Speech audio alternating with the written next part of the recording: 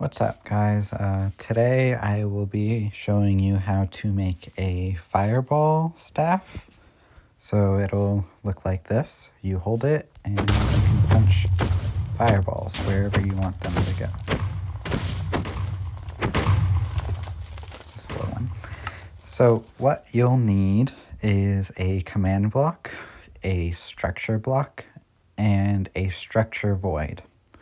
If you don't know how to get those, you need to type slash. It needs to be this slash. If you do the other one, it won't work. So it needs to be this one. Give at s, and then you type in the name. Like that. And it's the same for the other two. So what we're going to do first is place down your command block and tap on it. You will see this menu. This is quite a long command, so you are going to want to tap here once you run out of room. We aren't actually making the staff first yet because Minecraft Bedrock is a little weird and you can't directly summon fireballs, so you need to go through a weird process. So here's what we're going to do. We're going to get a ghast spawn egg. Make sure you have that. I'm going to get a sword so I can easily kill it once I have finished the process.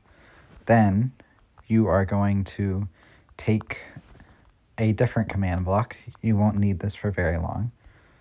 Set it to repeat. Set it to always active. And then type TP at E bracket. It needs to be the open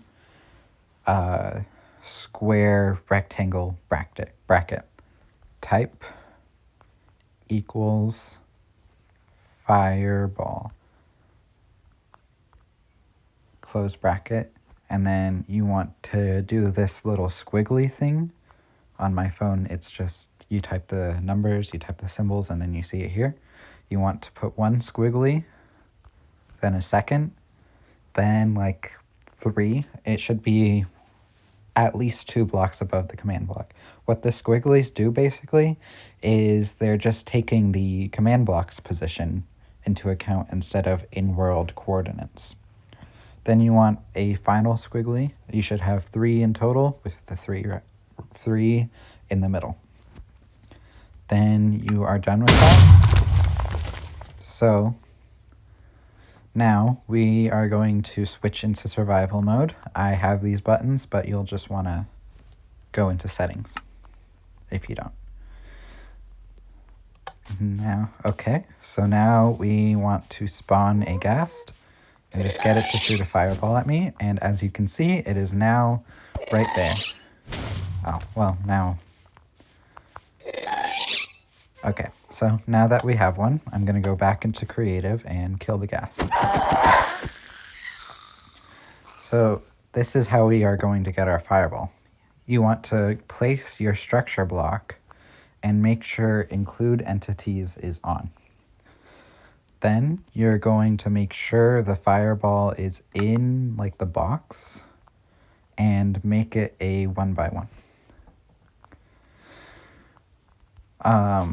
I'm actually going to move the fireball down so that I can place the structure void here. You want the structure void because otherwise when it spawns the fireball, it can delete blocks, but if it has the structure void, it can't delete blocks. So now I'm going to move the fireball. Actually, you know what? Let's just,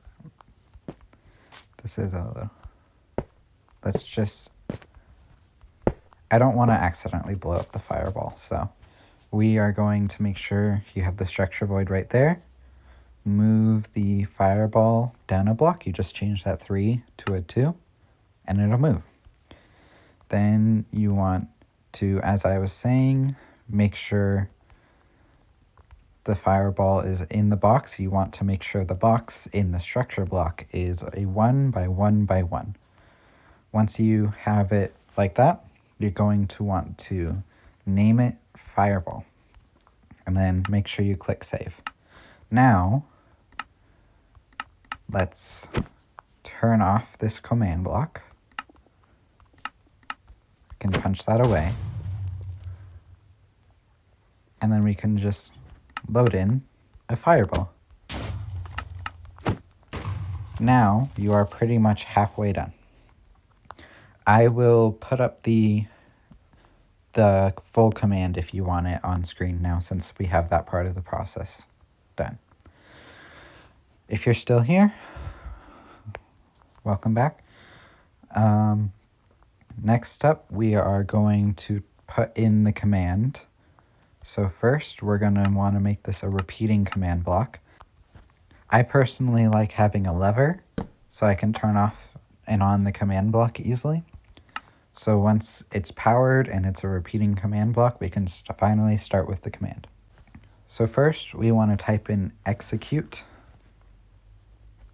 as, and this is basically saying we're going to execute as the player. So any squigglies will be on the player. At A, so we can test for all players, we want to have this bracket again. Then we're going to type has item. So we are going to be checking for a specific item. And that's how we're going to see if you're holding a blaze rod. Then we want this little squiggly bracket. I don't know what this is called, but kind of makes it look like a sad face. Then we're going to type item equals, and then blaze rod.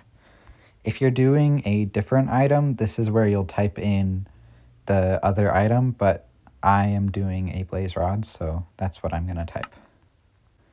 At this point, you're probably going to want to have this full menu. You just get here by typing the plus or tapping the plus, because as you can see, it's getting to be quite a long command.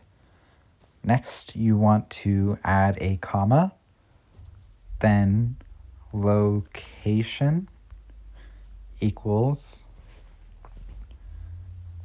slot, and these words are important in their correct order. Slot dot weapon dot main hand. Then we want to have the closed squiggly bracket and then the closed square bracket. Then we are going to put at. This is, so the as is saying we're executing this as the player. This is at. They are slightly different, but it doesn't necessarily matter much for this as to how they're different. Then we're just at S because we're executing as the player, so we can just type at S because it knows what that is. So now that it's tested, if you have a blaze rod in your hand and it knows all the stuff of which player it is, we are going to run a command. So run structure. This is where the saving the fireball comes into play. Load. Then we are putting in the structure name. If you named it something else, put that name here. But we named it Fireball, so I'm going to type Fireball. Then we are going to put these little carrot things, I think they're called. So this is similar to the squigglies, but it takes into account which way the player is facing. So you want to have 1. Then you want to put a second caret, but after it have 1.5, that's the Y, so it's going to be 1.5 blocks above where you are looking. And you kind of want this because the gas fireball is always going to be going down because of how we saved it. So yeah, and then you want to have it a third caret and then put a 2. So it's going to spawn 2 blocks in front of the player. As long as your command block is powered, it should summon a fireball. As you can see, that was quite fast, so we are going to put a bit of a delay on it. I think I will just put a 1 second delay. If you don't know, there is 20 ticks in a second, so if you want a 1 second delay, it is 20 ticks. If you want a 2 second delay, it'd be 40. However long you want your delay in seconds, just multiply it by 20. Now, we've got a more reasonable place. Oh, we could delete these two, by the way. You don't need those anymore. Now, this is probably good enough for most people, but I don't want to summon fireballs every time I'm holding a blaze rod. Because, you know, you might be just actually killing blazes so you can go to the end. So, we are going to add a little attachment to it. If you want to do that, then first you're going to change this from a repeat command block to a chain command block. Change it to conditional. Conditional basically means the command block before this in the chain has to activate before this can. And then change this to always active. Then we're going to place a new command block in front of this.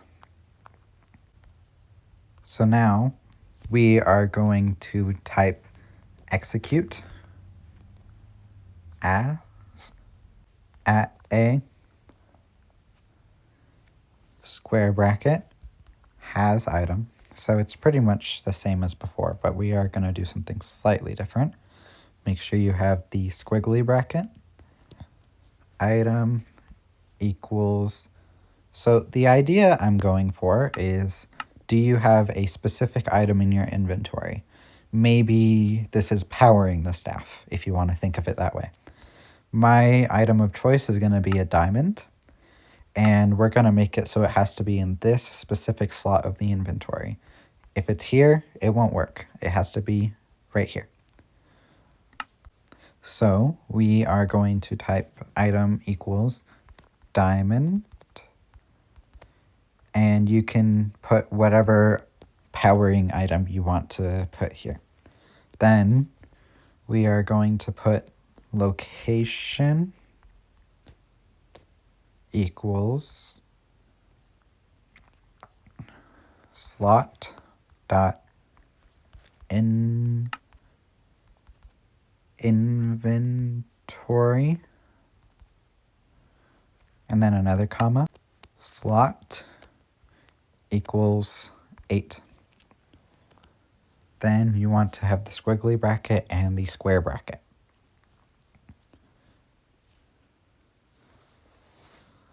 Then we are going to just do run clear diamond. Oh, I forgot the at s. At s diamond 0 0. Basically what this does is it's kind of, the command itself doesn't really do anything. It's just checking if you have the diamond in that slot. And if it does, it activates the next command block. So we are going to put this on repeat. And once again, I'm going to just use a lever. So now if we try to use the fire staff, but we don't have the diamond in the correct spot, nothing happens.